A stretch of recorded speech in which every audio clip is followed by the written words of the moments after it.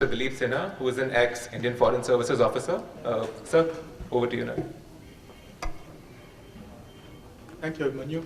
Good evening, everybody. It's good to see that the attendance in this late hour is also reasonably good. I'm sorry, it's my mistake, but we need to hand you some flowers before we begin. So, say it loud.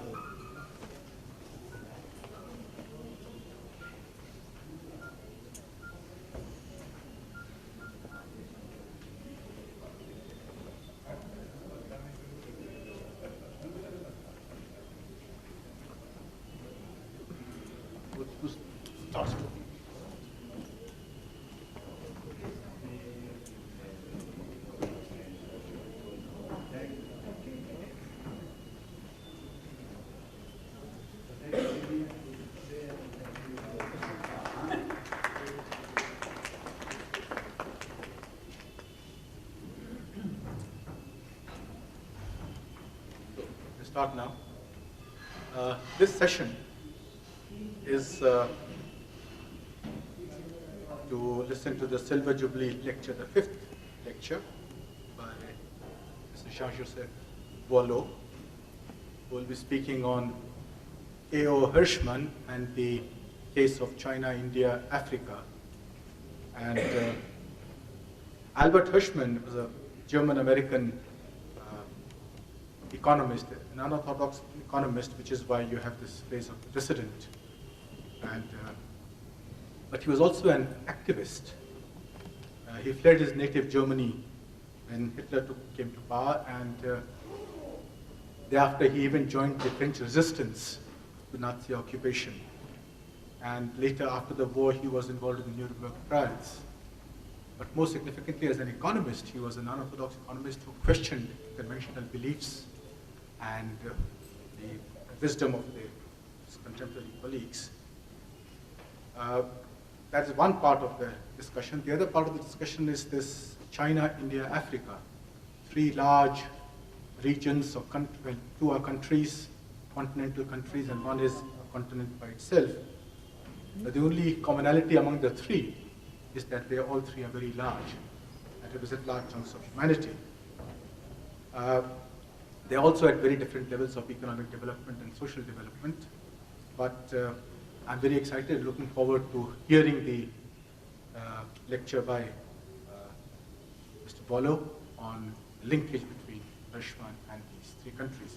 But to introduce him, I request Ms. Kathinka Sinha-Kerkhoff to introduce our speaker.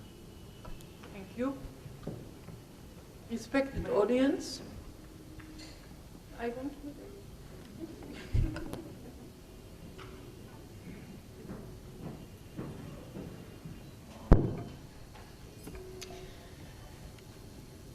On the request of the main speaker, I will keep it short because he is the speaker. I'm not the speaker.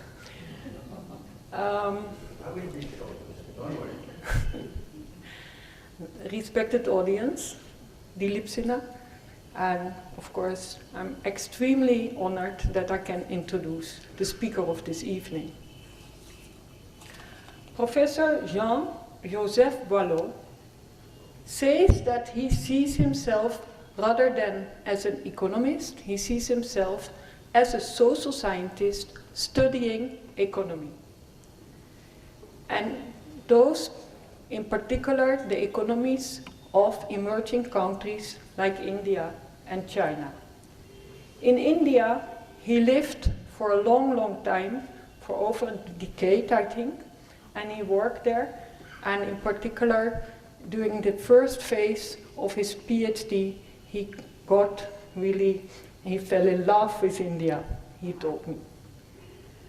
Professor Boillot, I feel, is a real visionary, because when you see one of his monographs, entitled in French, Chine, India, Afrique, he sees countries, particularly based in the African subcontinent, as rising economies, overtaking other giants by 2030.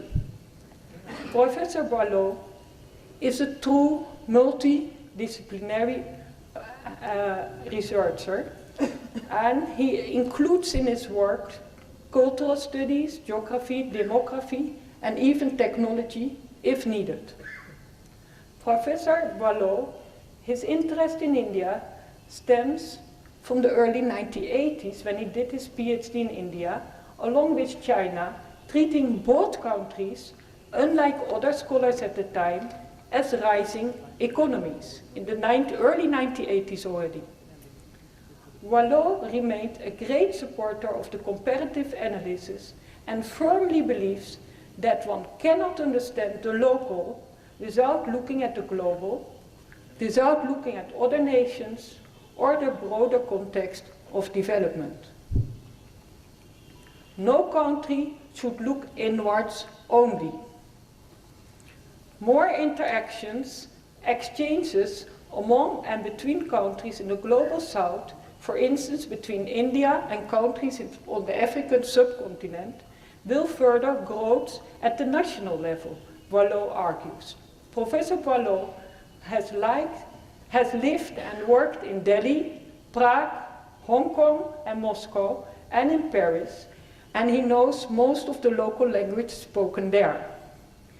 He has worked as a teacher, a financial advisor, a consultant, and foremost, as a highly esteemed researcher in the fields of economy, international migration, finance, and trade policy.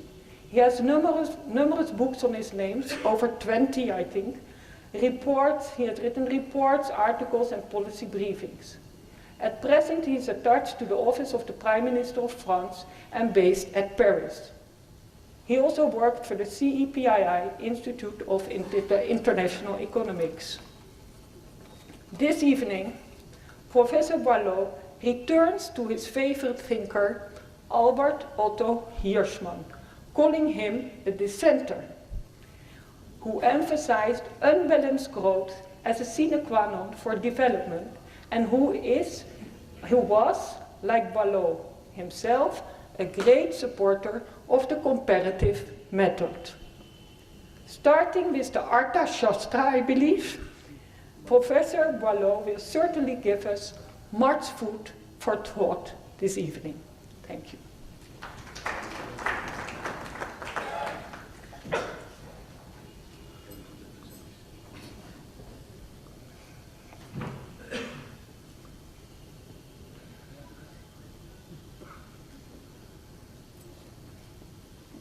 Is it working? There is no economist without PowerPoint presentation today. Only a sociologist can do, not me.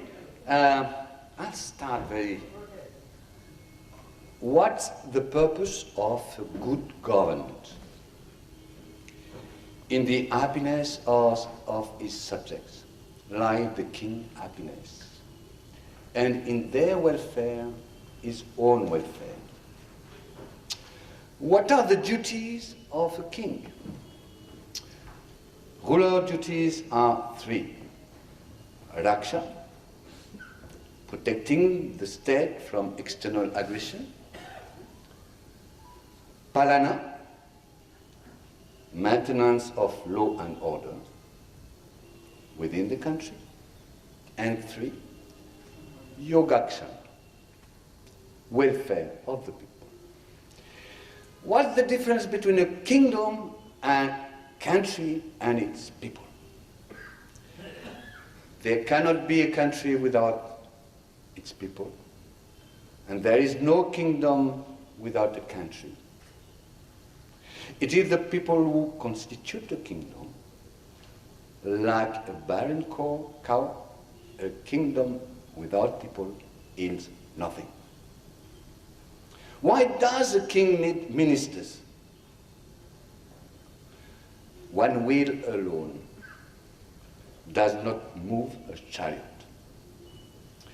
A king should appoint wise men as ministers and listen to their advice. What is the root of wealth? The root of wealth is economic activity. and lack of it bring material distress.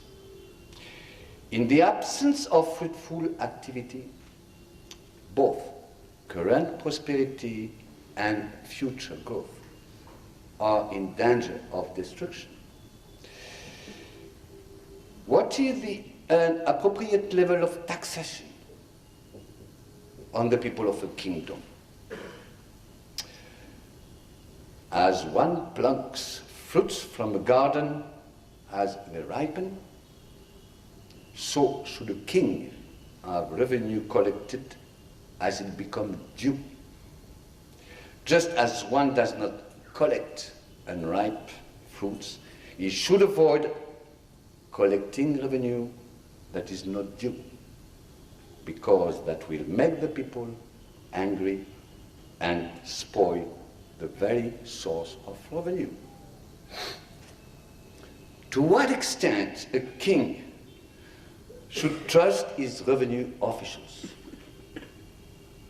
It's impossible to know when a fish swimming in water drinks some of it.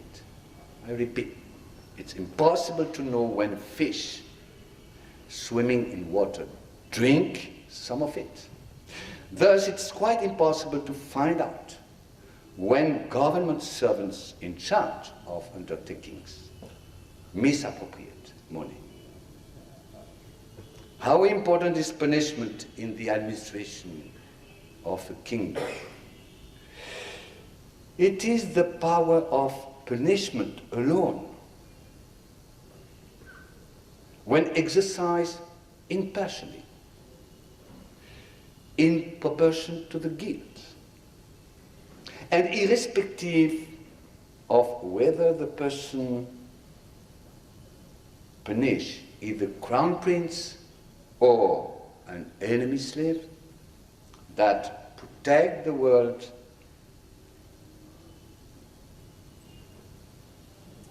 Why do people seem to get away with not respecting the law?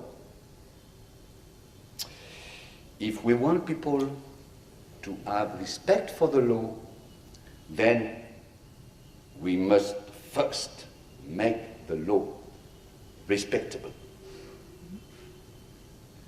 And in order to become a master, a ruler must be a servant of the people.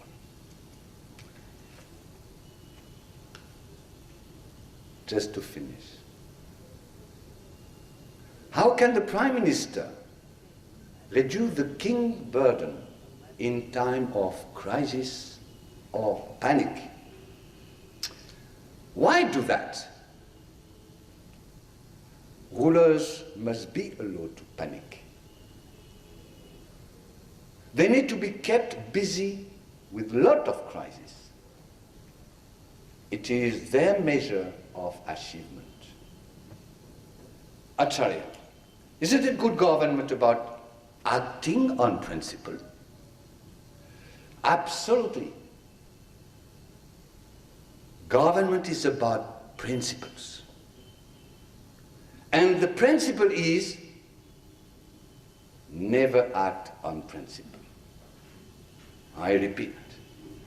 Acharya, is not good government about acting on principles?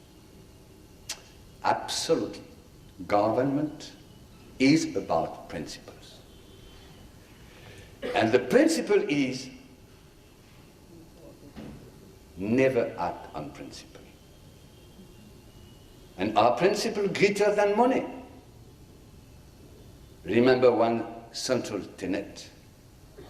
When anybody says it is not the money, it is the principle, they actually mean that is the money.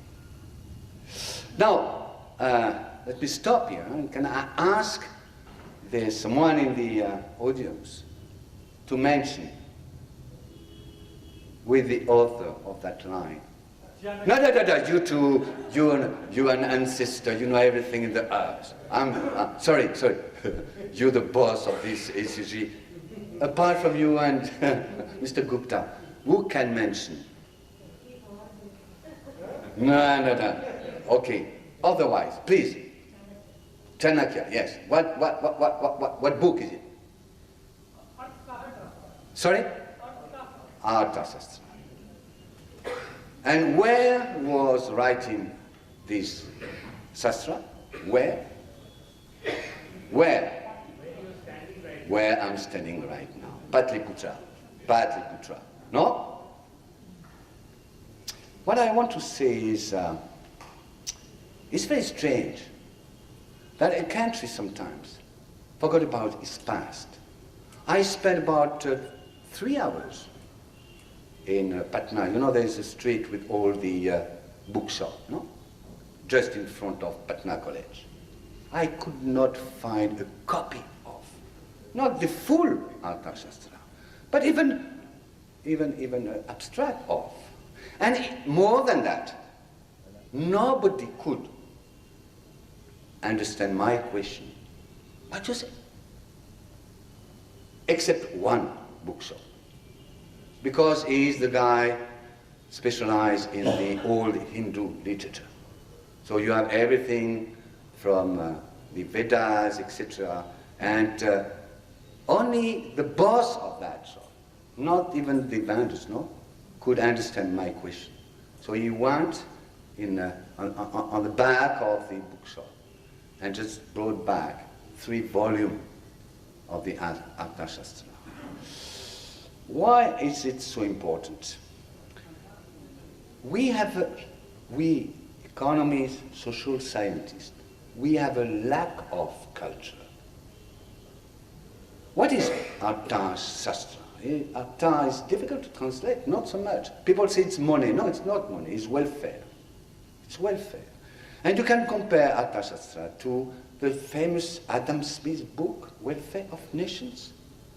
And even is better than Welfare of Nations because Adam Smith focused mostly on economy. When actually in Arthashastra, Chanakya brought together politics, sociology. You know, that book is wonderful to understand how was India at that time. What was exactly the caste system and the Jamni system, whereby the low caste had to be respected by the high caste. You find this in that book. And also, Arthashastra is well known in Western countries in a very few segment about the military art of war. It is compared to Sun Tzu, which actually I'm not military, I'm not familiar with, but if they say this, it can be that Chanakya was a master of military art. Actually, he did well when he put Chandragupta to the power. And then, why is it so important? Because 5th century before current era, 5th century, 2,500 years ago, in that same place, it's not Chanakya. There was a collective intelligence about good governance, because Arthashastra is about good governance. The wealth of nations depend on good governance. And it's interesting because, hey guy, finish. We are talking good governance. Thank you. Why is it so important? Because what questions about BR? Most of the time it's about bad governance, and people say Nitish Kumar brought better governance. And the question is whether or not the good governance or the better governance can bring development and growth. So why should we in Patna discuss such a topic without any reference to what was done, written in that region, which led to the Maurya Empire, one of the largest empires at this time in the planet? something is wrong. We always look for some social sciences imported from abroad and don't use what has been produced by this society. And there is no economic development which is not embedded in the social and cultural background of. And on that, China taught me a lot. Why China did succeed, and sorry about Maurya, was not a disaster. That's the view we have to defend. It's not only Deng Xiaoping who allowed the Chinese miracle. The first 30 years of the Mao time was exceptional, and they were he built the precondition for the takeoff of China in the 80s. And it is based on the Chinese values. And why I don't buy today the idea of China disappearing like the Soviet Union, because these people are trying to find out the best economic, social, political model.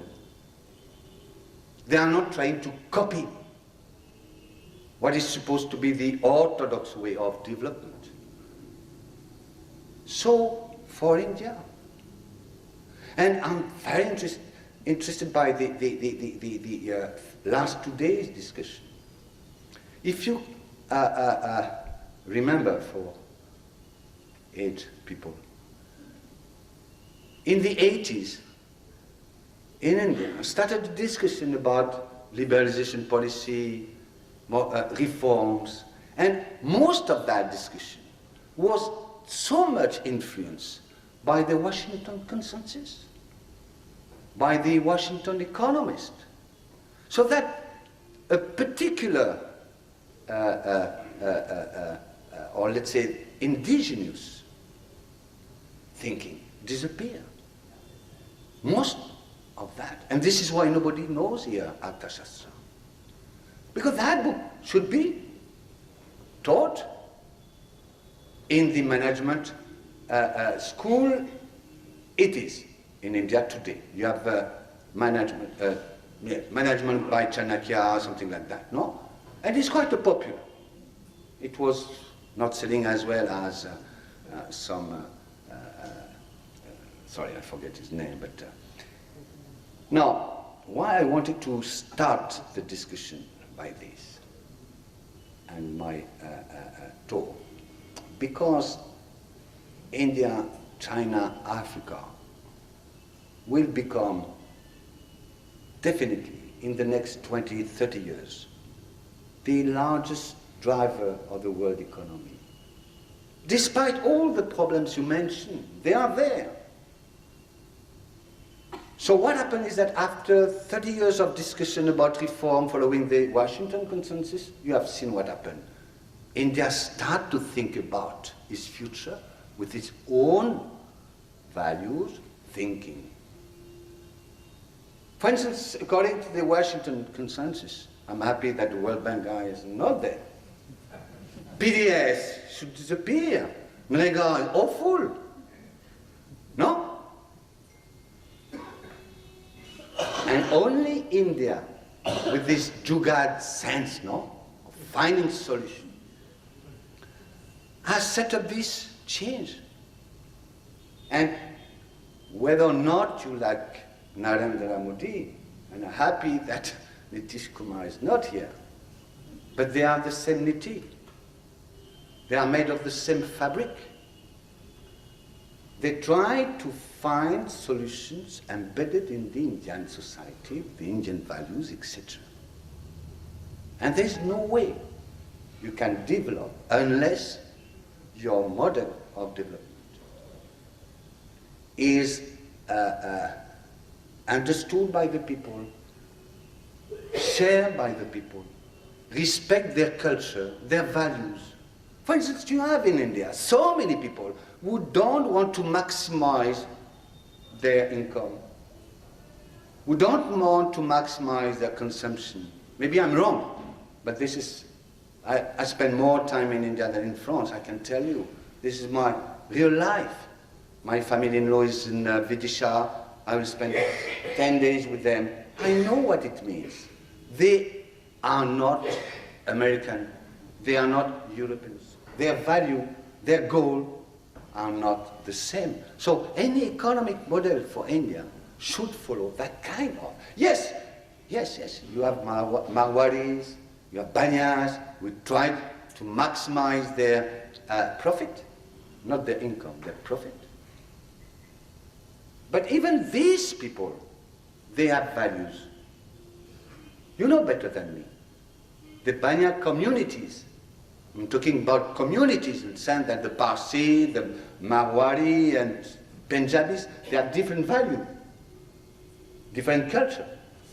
The Sikh, very active in the business, Manjab, different value. They are not behaving like the textbook, the standard economic textbook say.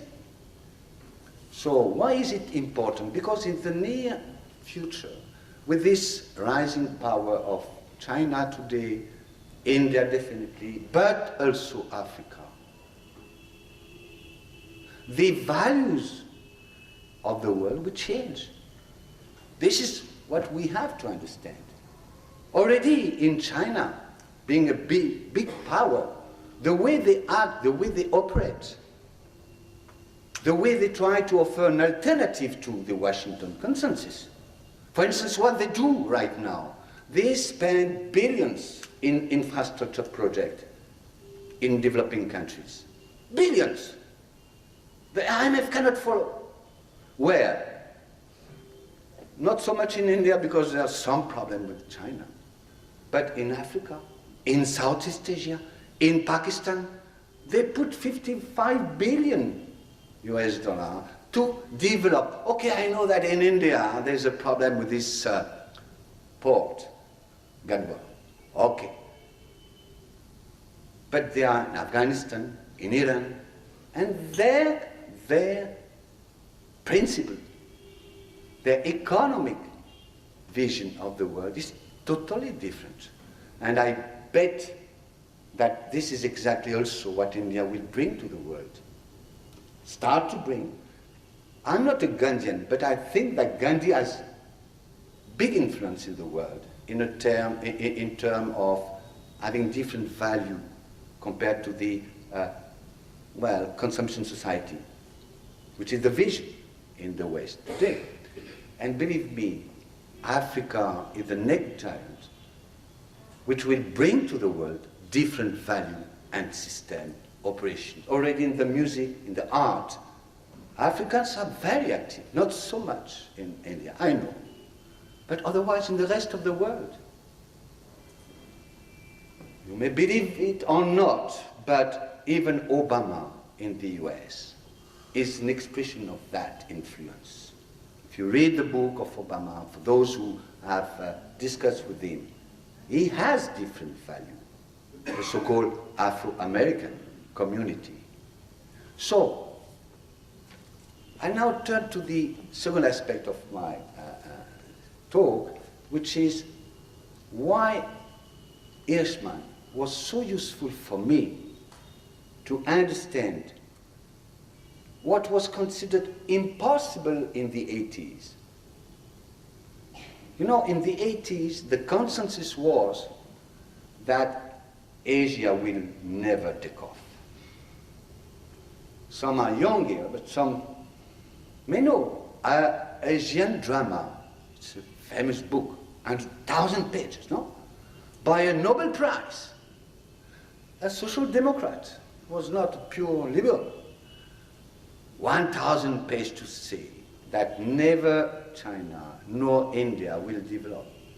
India because of the caste, because of the cows, sacred cows.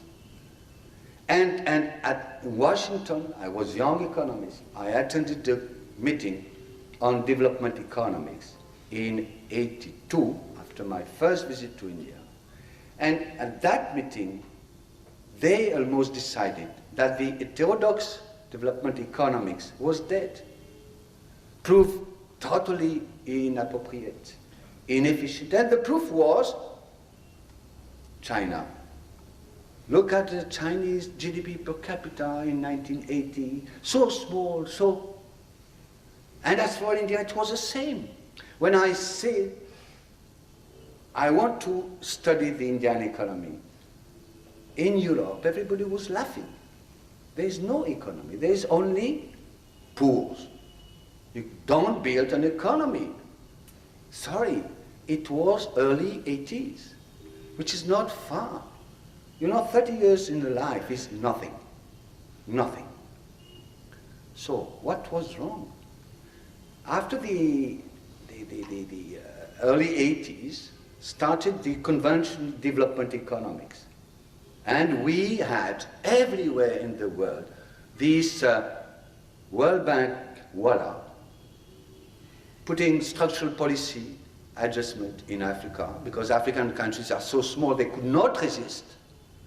In India, put such a pressure on India. You know better than me. China could resist just because they play Go. You know this game. And they knew that the time was for them. They built a strategy. Oh, you're right, they were saying to the Washington voila. You are right. We will liberalize the economy, marketize the economy, open up to everybody. This is what they were saying. But what they did, nothing of that. Nothing of that. Still the state in China is the driving force. And I must say, thanks to that, in 30 years only, China, which has a GDP per capita lower than most of African countries and lower than India in 1981, in the span of 30, 40 years, has become the first economy in the world in PPP, purchasing power parity, which matter. They account for 50% of the world manufacturing production. 50%. Even in any Indian city, you have the Chinese bazaar. In Africa, I know that it's very common to say that the Chinese are behaving very badly like colonials. Not at all. It's much more symmetric. And just for one reason, they could not be neo-colonial because the colonialists were there already. So they had offered some better term of trade. And what they offer a very unconventional deal. We invest in your natural resources for the next 30 years. For the next 30 years.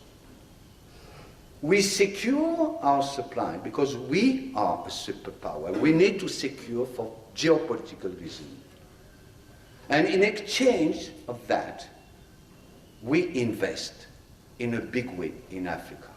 And this is thanks to China that Africa wake up in the 2000 years. 6-7% rate of growth. With some African states like Ethiopia doing much better than India, definitely.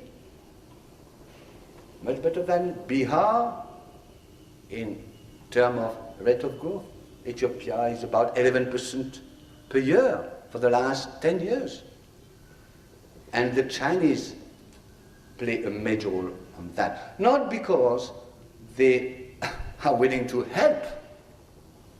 They are not stupid. They have a great culture that they know that if you want to help the other, better first you help yourself.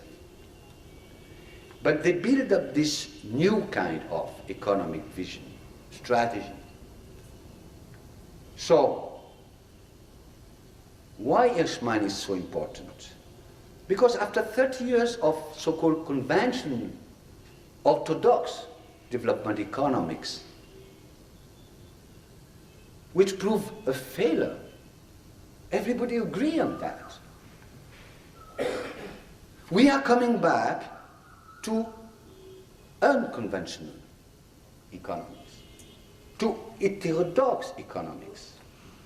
I know that Piketty is quite popular also in India, isn't it? It's not because he's a French fellow, but I know him a little bit, and I must say that that guy was saying the same thing 15 years ago, and nobody at that time listened to him. Why? Taxation of capital. My God, guy, you're crazy. We must untax capital. Put tax holiday everywhere. That was the convention. Now, like I mentioned Arthashastra when I started my talk, we must sometimes come back to some economists who develop unconventional, heterodox vision of. And it is true that Hirschman is not known. He has almost disappeared. It not got any Nobel Prize, so maybe that's the reason. I don't know. But he is so powerful in the way he described, not he described, in the way he tried to develop a very alternative thinking on development. And if you look at the success story of China, but also India, I know that a lot of pessimist people here, but believe me, for an outsider like me, coming and visiting India for the last 35 years, my God, impressive change. Yes, you've still a lot of poor, and yes, still women, and the gender parity is not up to the point, okay. But the question is not whether or not the glass is half empty. It's to what extent the glass filled over the time. And it has filled, clearly, life expectancy. I know that UNICEF guy was wonderful, speaking so well this morning. But he looked only at the half empty glass. Sorry to say this. I visited village for decades, and I can see the difference. So it's not only in the urban cities where something has changed. Yes, you have new problems arising from that. Environment, providing job to everybody, etc., etc. But if you focus on these problems, is that just because the old problems has been solved. So, and I'm quite confident that India will be able to find out the economic model to continue that development. And for just one reason, very simple. India has no choice, like China has no choice.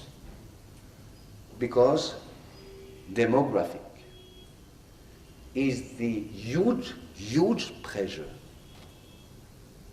on the rulers. If they don't find the good strategy, if they don't address the issues of the people, and not only because India is a democracy, China is not a democracy in political terms, isn't it? But as Amartya Sen said, is maybe more democratic today than India in terms of the right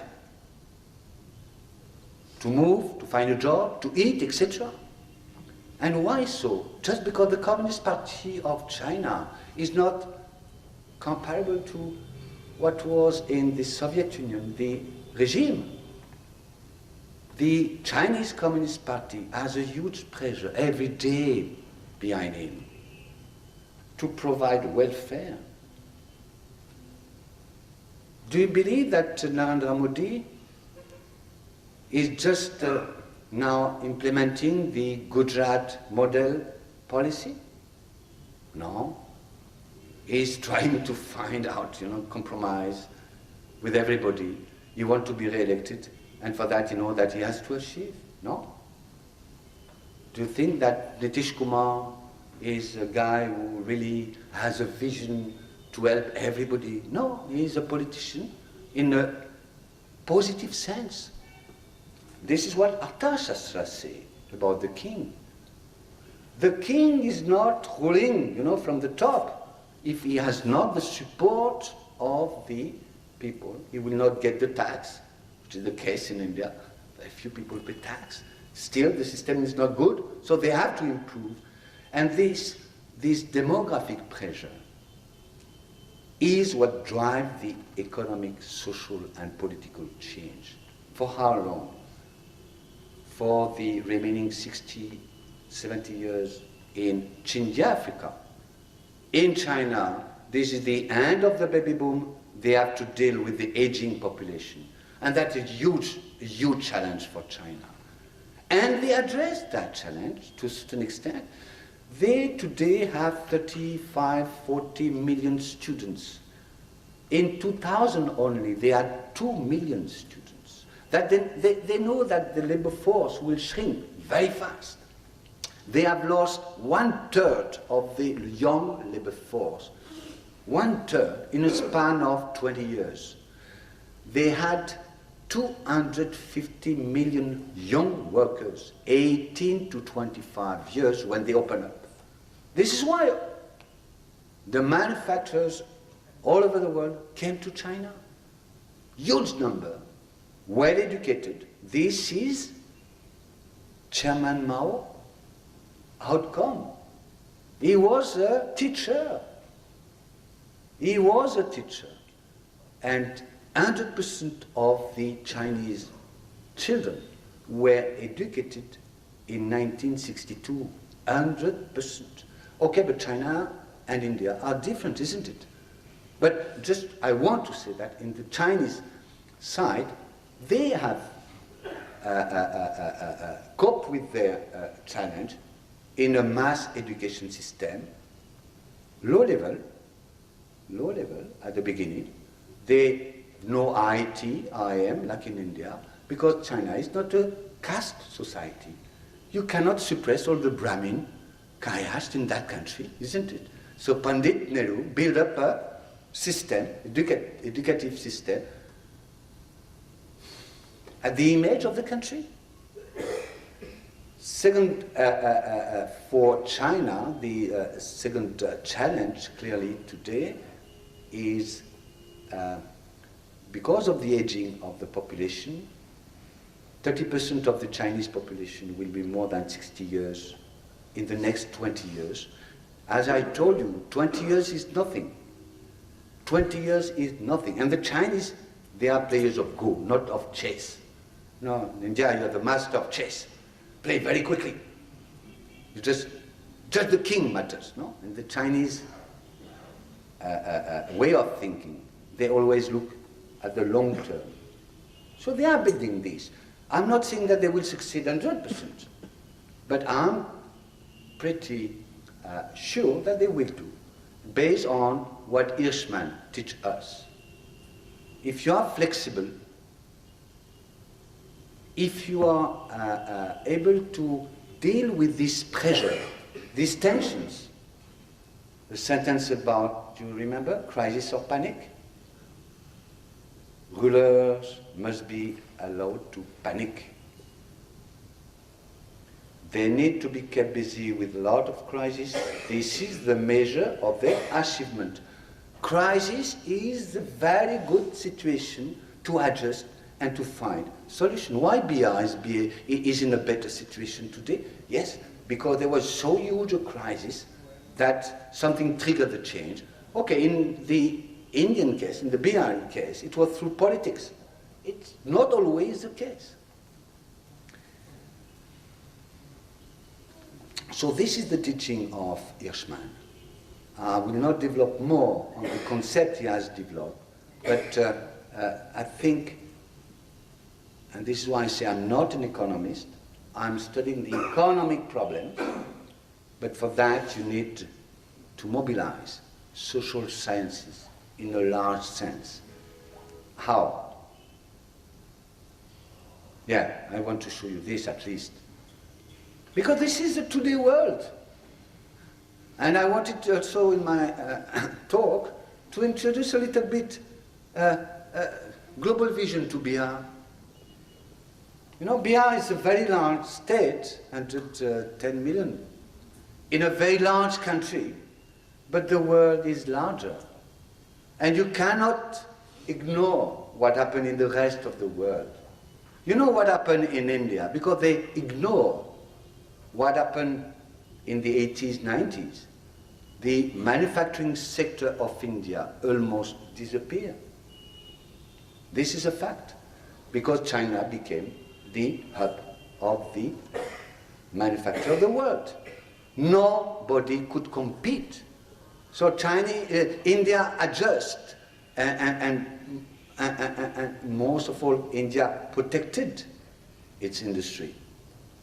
Even a liberal like Monte Calvaria recognized that India need to protect against China.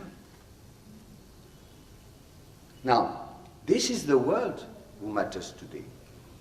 80%, 80% of the growth today in the world, take place in that triangle.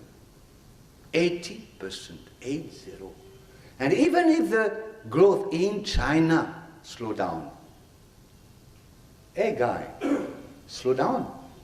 Yes, 2, 3, 4, 5%. Yeah, but China being the #1 GDP in the world, still China provide, listen, 25% of the incremental GDP in the world. Okay? India, definitely. India GDP is the 3rd today of the world in PPP. I know the European companies all look at Indian market because such huge a market. And because India still protect its economy, and India need to continue to protect, there is no economic development without protection. You remove protection when you are the best. That's economic theory. No industrialization can take place if there is no protection. In a state like BR, if you want to industrialize, you need protection. Why? How?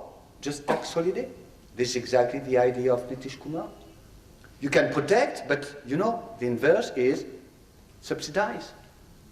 And if you are not rich enough, because you don't have money, capital in your coffer, you just give tax holiday, tax allowance.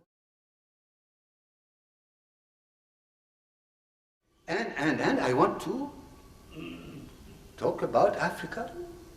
GDP of Africa is about what the Indian GDP was 25 years ago. But it's growing by 5–6%. And the African population is today almost the Indian population, but the fecundity, the fertility is such that this small continent will have 4 billion inhabitants. 4 billion inhabitants at the end of this century. Okay, 2100 is so far away. No. I will live 100 years, no? You also? We are already in 2015. This is in 85 years, no? At least by 2050, Africa will have more inhabitants than India and China. And you can see this energy. And you know what is in the middle of that triangle? Middle East. You are a diplomat. Why is the Middle East in that war today? Because it is in the middle of these 3 giants. Whenever I want to work on China, India, Africa, there is only one place in the world, Dubai, where you get all the information about what happened in China. Every day when you are in Dubai, you get the yuan exchange rate, the renminbi. They know day by day what is the renminbi value. There are lack of Indians working in that region, isn't it? And today they invest in Africa because it's just nearby. And Africa has huge land, huge natural resources, huge number of people. And if you go to Dubai today, there's not only the Indians and Pakistanis there. The Africans are competing very well in the labor market. The best bankers are not anymore the Indians. They are the Nigerians. And if you go to any US university, you find more and more Africans study there. And the competition is not anymore between the Chinese and the Indians. The Africans have come. So I just, because I need to finish, I just want to show this. This is not, I think, difficult to understand. You have the economic growth and an indicator of what we call the demographic transition, okay, which is active population in percentage of the total population. Stupid indicator. It's not econometrics at all. Okay, this is on the right, from 40% to 70%. This is on your right, yes. On the left is the rate of growth, and that covers the period 54 to 2010. And what you see is very, very stupidly some puzzling observation. The takeoff of China, yes, the red line, the takeoff of China fit very well this demographic transition indicator. And at the end of the period, we saw that the Chinese economy was slowing down. At the same time, when the peak of the demographic transition was achieved. So it's not difficult for us at CEPII to infer that in the next 10 years, the Chinese GDP will not grow more than by 3%. Not more than 3%. I'm not talking about the official figure. They still control statistics. Now look at India, the blue line. India had a slow takeoff, is it? Gradual takeoff. But if you compare with the demographic transition indicator, it fit very well. This is why I always puzzled by the Indian Planning Commission. You remember the 11th plan, the 12th plan. We will achieve 10, 12% growth. I don't see. There is absolutely no evidence that the normal rate of growth, what people call in economic terms the natural rate of growth of India, is about 5, 6, no more than 7%. And that's very good. You understand my point. 5, 6%, if it's stable on the medium term, make India the superpower number 2 in the world by 2050. Until now, we have no evidence that India will not perform on the medium term. With all the challenges, clearly, food, water, equality, etc. But I think because of this population factor, it's not demography as such, it is socio-demography. And look at Africa. Africa is a green line. And it's very interesting, the demography of Africa is so different compared to China and India that actually the drop off the growth in Africa in the 60s, 70s, you see there was a drop in the rate of growth, is not due to the structural policy of Washington. It's just due to the demographic of Africa. And it's very simple to understand. Because Africa could take the best of the new technology, the mortality of the children went down sharply. So that the structure of the African population has been distorted. Huge number of very young children in the 60s, 70s, 80s. And in terms of food, even if there was no improvement, there was no deterioration.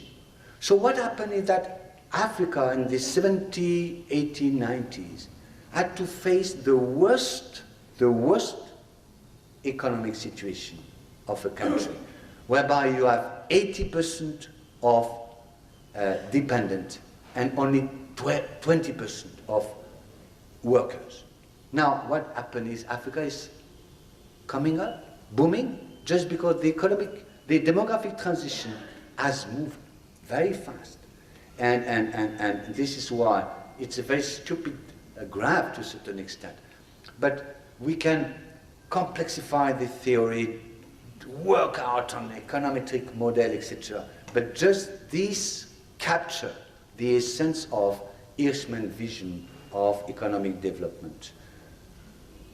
Behind the demographic transition, you set in motion all the political, economic life. And there's only one clear lesson. You just answer or you just respond to the challenge you have to face. This is why Europe is declining. Europe has no challenge anymore. Just one, to survive, because the population over 65 is already 30% of the white population. And this is why you have also this clash between the white and the non-white, because the white are those who retire today, they have finished their life, when the non-white are those who work, want to work, and they work differently with different culture. And this is a clash of culture, not in the sense of, remember the clash of civilization. Now, the clash of culture is inside Europe. So thank you for your attention. I hope it was useful for you to have this outside view, but clearly you have so many reasons to be optimistic. Just you need to address the world as it is, and the world is not anymore Europe, even the US. The world is Africa, China, Middle East. You must understand that this world functions differently with different kind of economic and political culture that the European democracy or the European democratic system, which is very different compared to the American democratic system as well, but it's not the future of India. And if you indigenize your thinking, if tomorrow we have real Indian thinker about economic development, clearly you will not only succeed, but more than succeed. You will address and solve the economic, political, and social problem of India, and by the way, of BR. Just for BR, you need to open the windows. Open the windows means I have to look at the world.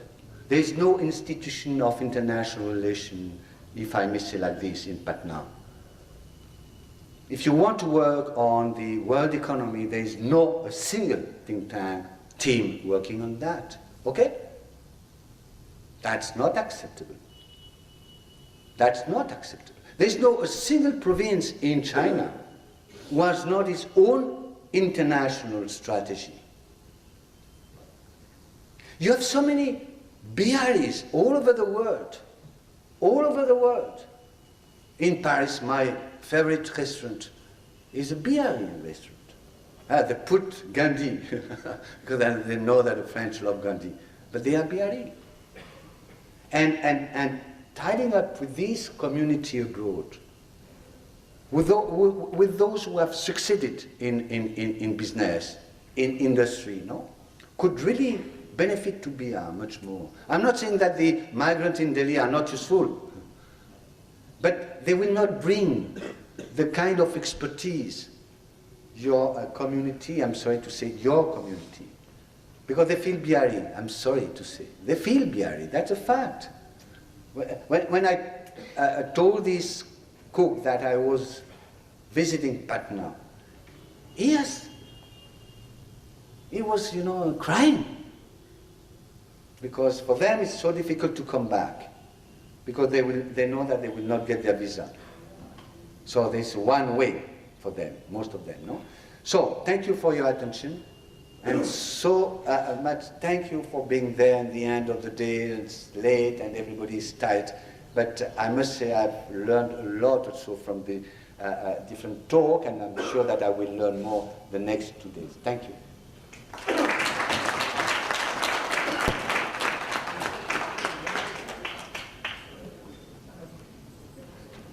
Thank you, Professor Boillot. That was a sweeping talk.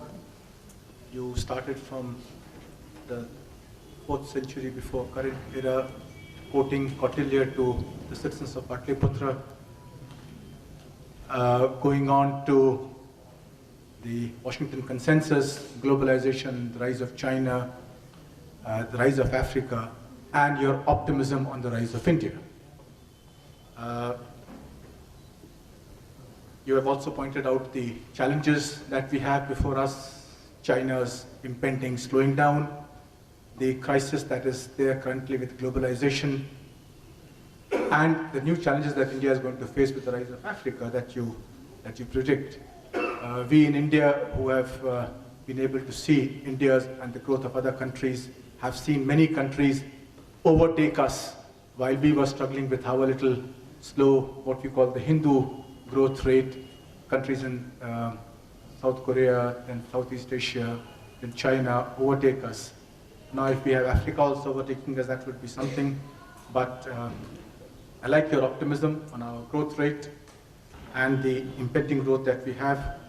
I would like to point out that in the chart that you had shown on the graph linking demography with the growth rate of China was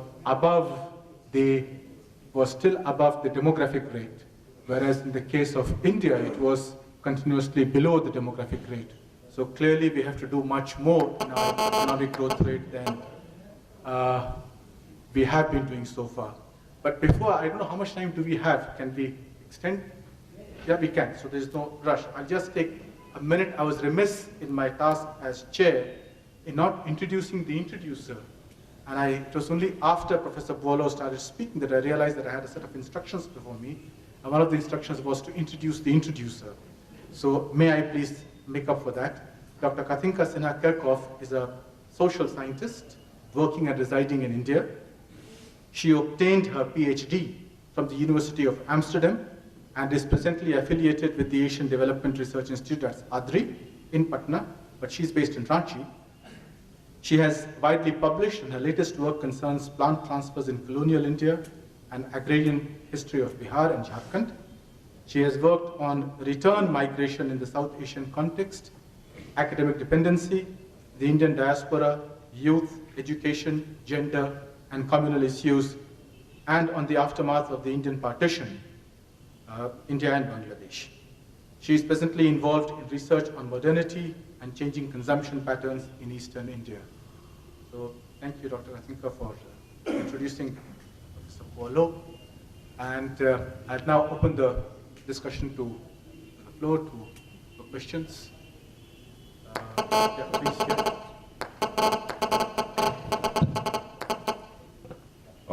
It's great to have very optimistic picture and encouraging too.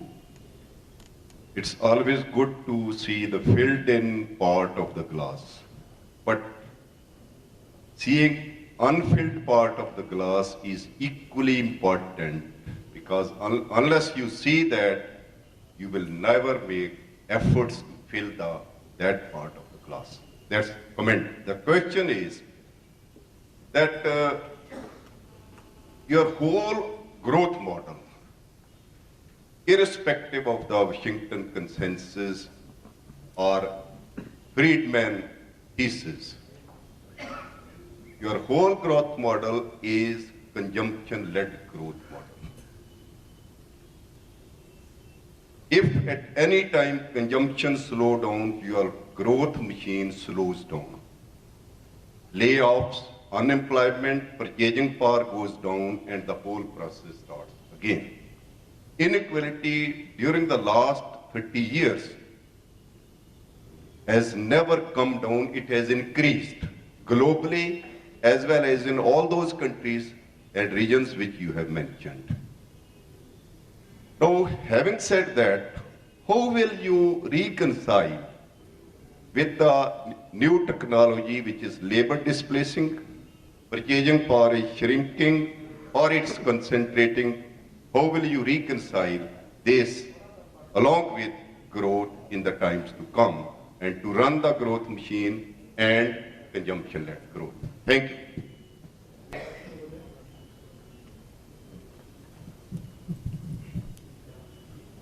Good morning, Professor. I'll be asking you a question which will be slightly different from what you discussed now.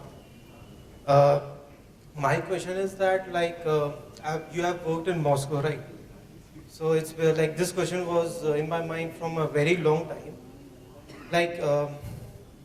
If the Europe and America put sanctions on Russia, so how it's going to help them, and in what matter, how it's benefiting them, if they put sanctions in Russia. And the second one is that, how the banking system there, the sanctions on Russia, okay, thank you. And, just second one, and how the banking sector, people there has lost trust in the banking sector of Russia. What's the main concern is that?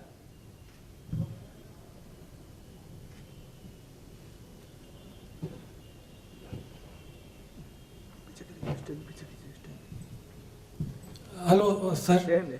Environmental issues are everywhere in the media these days, newspapers, media. But what about resource depletion disasters?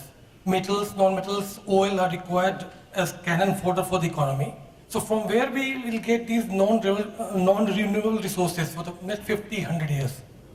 Thanks. Yeah, I'm sorry if I'm short when I answer, but I think it's the rule of the game. As for the first question, yes, you're right. But I come back to Hirschman and also actually to our task. The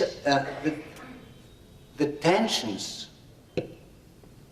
are what matters. So what we need to know is what are the sources of these tensions, the nature of the tensions. And instead of saying, oh, things are bad, inequalities are increasing, this is a problem of attitude in the life. I repeat that sentence. A boss, a leader, is the one who addresses the crisis situation. And we are always in a time of crisis. Always. Not like couples. Now, I'll just take the example of Africa because it's very interesting. Today, Africa is booming, but it is clearly a consumption-led growth. Purely. What happened? The Chinese dumped into the African market billions of mobile phone, glasses, shoes, which were not available in Africa, or which are produced by artisans, like in India in the 70s, no? We had shirts in India, but they were very costly because it was not really efficient manufacturing. So a Chinese shirt brought to Africa cost less than $1. So you can understand what happened. The Africans discovered what was consumption. And there were no industry at all. And because, as I mentioned, the Chinese did that because they built up this model of 30 years in advance control of your natural resources. The Chinese were not in a hurry to be repaid. Now, the question is not whether or not it's bad, good, no. The signal is like that. Since the Africans have discovered the value of having water less than $1, etc., etc., it triggered a huge effect in Africa. They discovered that they had to produce. They cannot continue to import because the balance of payment is there. Very simply like that. And the Chinese discovered that maybe it was more competitive, more efficient, more profitable to produce in Africa. And they are starting to produce in Africa because in China there is a shortage of resources. Listen to me, one cook, a Chinese cook, in Africa, because the Chinese eat only Chinese food made by Chinese cook, like the Indians, cost $3,000 per month. Is more than today the European expat in India. There's a huge shortage of labor resources in China. So they start to invest. It's not true that the Chinese are not investing in manufacturing. They would be ready to invest in a huge way in India in manufacturing sector, had the government of India been more open. And I'm not judging. You may have geopolitical reason, strategic reason to try not to control, refrain the Chinese investment in India. But the fact that Chinese goods are #1 in India already, the first trade partner. If you take, the goods going to India through Bangladesh, Middle East, etc. If you take Chinese export to India, it's about 40% of your import today. 40%. You can ask Reliance where they buy their machinery. It's from China. If you visit an Indian factory today, the machine tools are Indian made. 2/3. Okay? So what happened is that the consumption-led growth is not a bad mechanism. Like in India, you can say that Chinese are selling a lot, investing a lot, but the problem for them is the lack of consumption. And the Indian economy is much more balanced on that. And what triggers every morning the Indians? You. To get salary, to consume. So, this mechanism is not a bad mechanism. And the first to discover that in a big way are the Americans. When they build up, Ford, Taylor, this mass production, to get mass production, you need mass consumption. And the economic miracle in India and tomorrow in Africa will be to bet on this appetite for consumption, to make people willing to work. Why should I work? Everybody is lazy, no? So consumption, and there's in Hirschman's book, Strategy of Economic Development, a full chapter on that, where he showed that the consumption-led growth mechanism is more efficient than the investment-led growth. Why? Because investment-led growth lead to overcapacities. And this is what happened in China today. Huge overcapacities. And once you get that system, it's very difficult to come back to a consumption-led economy and led society. Question number 2 about Russia. It's a good point to ask the question. You have heard about BRICS, Brazil, Russia. It was very popular, this concept, thanks to Goldman Sachs. But it's a stupid concept to a certain extent because it mixed young economy like China and India with a very old economy, Russia. And Brazil is an emerging country for the last 2 centuries. That's a fact, no? The takeoff in Brazil is of the 19th century. Now, it's a geopolitical concept. BRICS is a geopolitical concept. Africa is not there. Well, they have added S for South Africa, but it's a geopolitical concept. Now, what is interesting with this Western sanction against Russia is that there's a clear fight today for the hegemony in the world. Okay? Because the world is changing very fast, but China still is not a superpower, I must tell you. I hope it will never be a superpower. You know, not because they are Chinese, because having a superpower by itself is a bad thing for the world. We know that. Now, the West know that they cannot attack China because China is very patient. You have seen. They are not trying to get the status of number one at all. They are building this strategy for the next 30 years. And I bet that due to the aging of the population, China will never be an aggressive superpower. When you are old, you are not making the war. And I think that the next 20 years, because they need 20 years to build up that strength in military, etc. So when they will be ready to become superpower, they will be too old. I teach in China. I can tell you, there is no students ready to go for war. That's very interesting. Not because they are non-violent, they are not grinding at all, but they are so super rich today. They want to live. And they are so little, they have to take care of their parents, etc. They want to enjoy what China has done. And if you go to China, you can see they consume huge appetite for consumption. Now, Russia is the weak link of that BRICS. And this is why the West can attack Russia. They would love to attack BRICS, the new world, but they can't. They cannot attack India, because India is supposed to be, by and large, the potential ally against China. Everybody is trying to have good relations with India. So the weakest point is Russia, okay? And I'm very pleased you asked the question, because Putin is a real issue.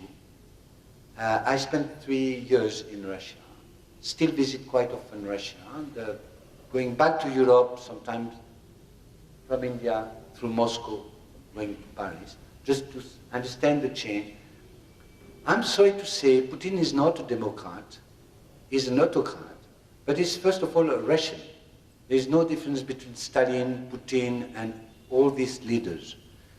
I'm wondering whether or not we should try to change from the outside what is Russia. Because actually, due to the pressure on Russia, we have developed defensive reaction of the Russians. Putin is very popular today, very popular. Why? Just because he has saved Russia. You know, these people, like everybody, like the Indians, the French, Netherlands, I don't know, you tell me after that. But we are proud of not our nation, ourselves. And when I say ourselves, it means our identity. So it's very important to understand what would be the outcome with Russia. Because if Russia loses, I don't believe they will lose. But if Russia loses, it means that the balance in the world between the Western world and the US superpower, Europe being supporter of this superpower. There is clearly no Europe. And the balance will not shift to West, but will remain. It means that the Washington institution will not change, the United Nations will not change, etc. So I'm not supporting Putin as such, but I just want to say that the Russians are building their political and economic model. And I think we must respect that. And this is why the West, not the West, the leaders in the West. Yes? Yeah, just perfect. Could you repeat your question, please? Question of banking sector. No, the question from behind. Yes, I know, but... My question was that environmental issues are everywhere in the media, but resource depletion disasters. So what about them, metals, non-metals? Well, how will the global economy go 50, 100 years? Yeah. I'm sorry, the presentation is not there, but this is where economists also fail on many issues. They are not taking into account the technological change. And they are not taking into account ecology. Natural resources is not anymore free. Now, my vision in that book is that the argument of the West, that we are leading towards a catastrophe, there won't be any natural resources left if India, Africa develop, etc., is rubbish. Is rubbish. Just because today 80% of the natural resources are used without any recycling, etc., isn't it? 80%. We are using oil just for burning, which is stupid. Oil is a very important chemical component, etc.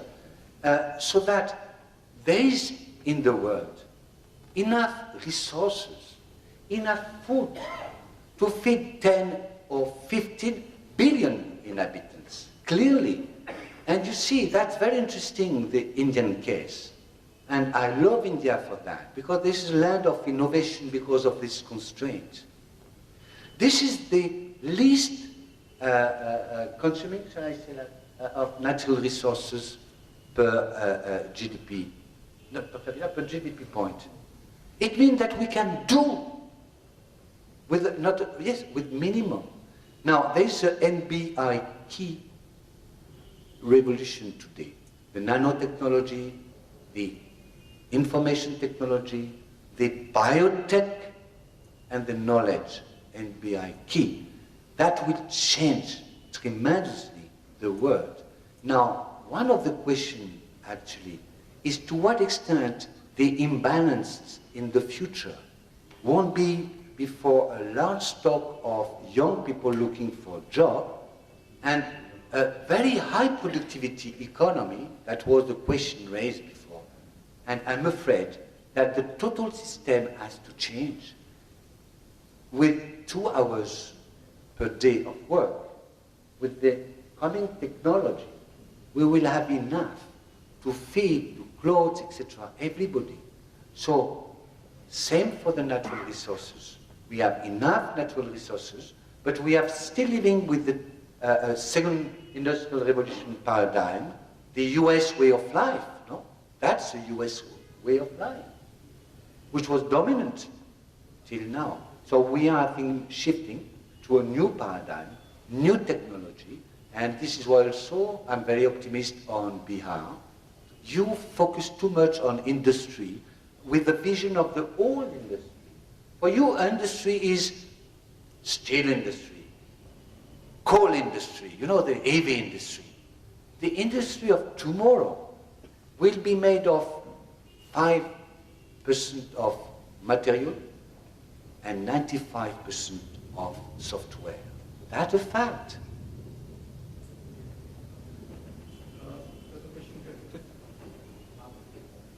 Okay, we'll take 2 questions, then we'll go. It's getting late now. I do not have a question, but I would like to make a couple of comments. It was very nice to hear the mention of Kautilya in an academic conference.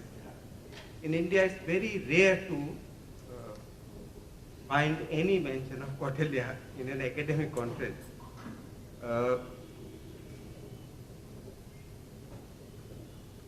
This Arthashastra is very, very remarkable text. Unfortunately, nowadays the people just don't read it. It's not just that Kautilya developed certain ideas theoretically. Actually, more than 2000 years back, India developed some absolutely remarkable institutions of good governance about which we have lost all memory because of our rupture with our own history.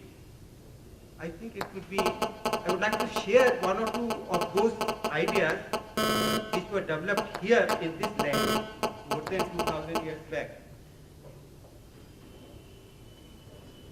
This, around 600 BC, there were hundreds of republics in North Bihar and Eastern UP. And they all combined together to resist the Ajashatru. This confederacy was known as Vajjian Confederacy, and it was a democracy. Brief, please. We'll keep it short. Just give me 2 minutes because I want to share something. I mean, I have no question. I have already told you. If you want, I can stop right away. Because sharing means that either I share it or... No, but please do keep it brief because we were here to listen to Professor Boillot. Yeah. Yeah. But so, please make your point here. Go ahead. Make it. This Vajjian Confederacy, what kind of institutions it had developed? Fortunately, some information we have from Buddhist scriptures. And one of the greatest things that they had was they did not want to convict an innocent person. The kind of safeguards they had developed. It appears that these safeguards were far more stringent than the modern system of criminal law has developed. Ashoka, when he became emperor, he instituted a particular institution which was called Institution of Dharma Mahamatras. And their sole job was to see to it that people's conduct was moral. And these people had a right, in fact, to go anywhere, including Emperor Ashoka's palace. He did not, for instance, appoint officers only for the subject.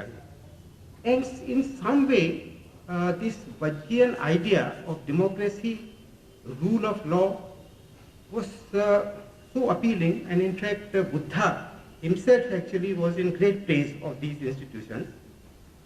So after Buddha's parinirvana, these institutions were incorporated in Buddhist Sangha and continued for hundreds of years. In fact, it appears that many of these institutions continued for a long time because 18th century and early 19th century British records are there. And some of these are fascinating because I read some of these records, and according to them, many Britishers wrote that India is a very peculiar country. Here, rulers stand in awe of their people. This idea, you want me to stop? Okay, I'll stop. I would. Well, yeah. Question from there? Yeah. We can continue the discussion over dinner. So I have two questions, sir. I would like to, I mean, it seems because while you're presenting a very optimistic view of the three sort of, well, not three countries, two countries and one entire continent, I mean, so the fact that China's been growing for the last not 10, 15, 30 years at the rate of 10% per annum, right? I mean, that's no mean feat. If you're growing for the last 3 decades, every year at 10% per annum, that's something which is very commendable. But yet, if you look at the per capita GDP of all these 3 countries together, I'm pretty confident it should still be lower than what the USA's per capita GDP would be. So while it's very instructive to look at growth rates, in terms of absolute figures, if China's GDP per capita is still $15,000, I think India's is about $6,000 per person. I don't know what Africa's is, but I would assume it's around the same level, whereas the US is $50,000, right? So how would you sort of then reconcile this one fact where absolute levels are still fairly poor, I would say, right, by any standard? That's my first question. And my second question has got to do with the fact, that you made this comment about how Chinese investment in Africa is not colonialism. My only sort of counter argument to that is that, if we think about, indigenous movements in India, for example, and if you think of Nandigram Singur and Narmada Bachao Andolan, and you call those as sort of, movements that lead to displacement, surely we should have the same benchmark for African countries as well. So if Indian companies are undertaking land grabs in Ethiopia, then we should hold them by the same benchmark. And it is true, I think, that the Chinese firms are investing in Africa because of oil reserves, right? So I don't think we should leave them off the hook by saying, they're offering a better deal than what the Americans did. I don't think that would be a fair sort of, comparison to make. So I would want you to respond to this as well? Like, I mean, do you still think that Chinese in Africa are, not colonialism or not new colonialism in that freedom of speaking? That's it. Good. Yeah, my God, Ed. On the question of the GDP per capita, I'm fed up with that discussion about GDP per capita. How can you believe that the GDP per capita is a good indicator? We know, all of us, that this GDP per capita does not give any clear evidence about the welfare of the people.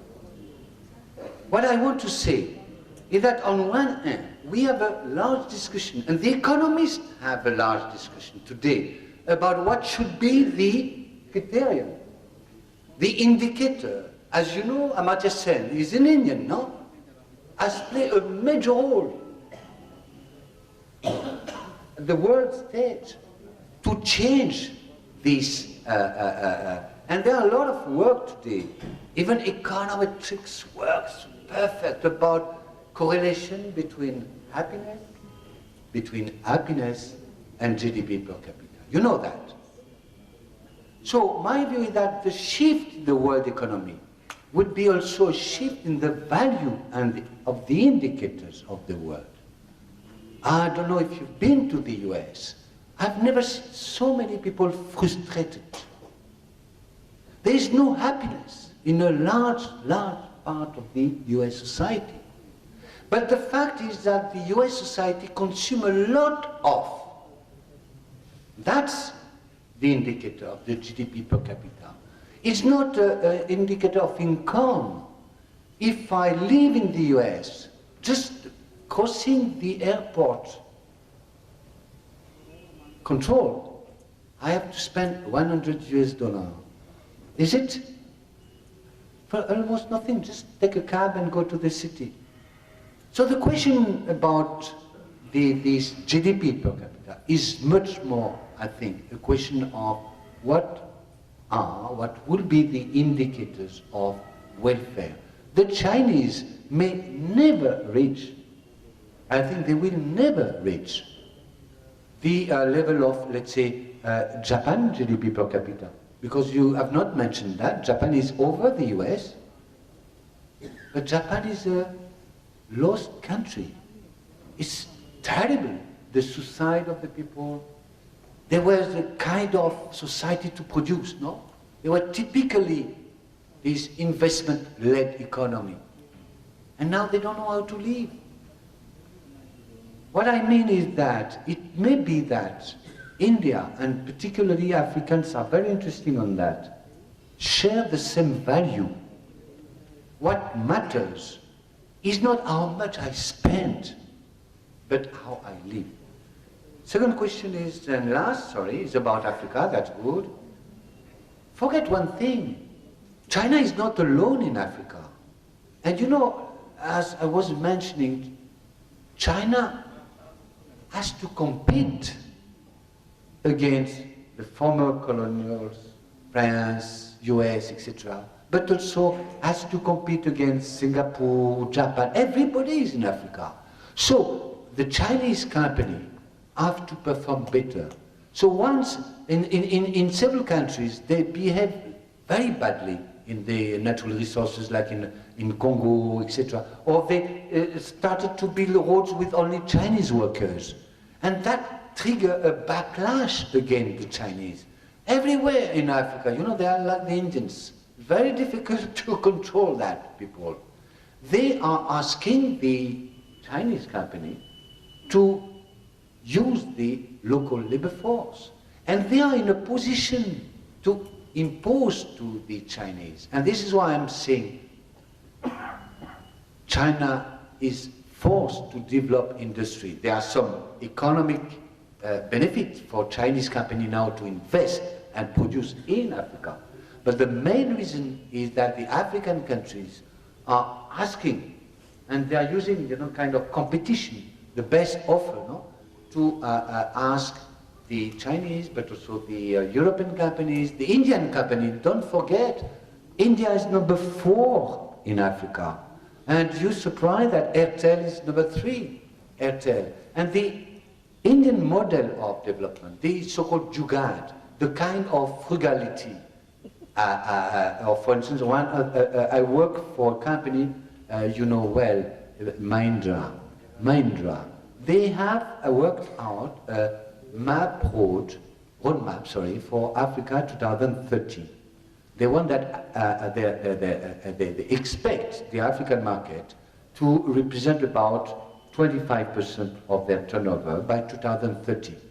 For that, what they are doing, they are designing product, and they are using what India has built up the last 20 years. So China is not bringing benefit by itself, but since China has started to compete with the old colonial power, and it has exacerbated the competition, the African countries are in a better position to impose their condition. And this is why I think maybe India did not manage well the relation with China, because they could put a constraint on the Chinese, on the economic side, I mean, because they have all the global countries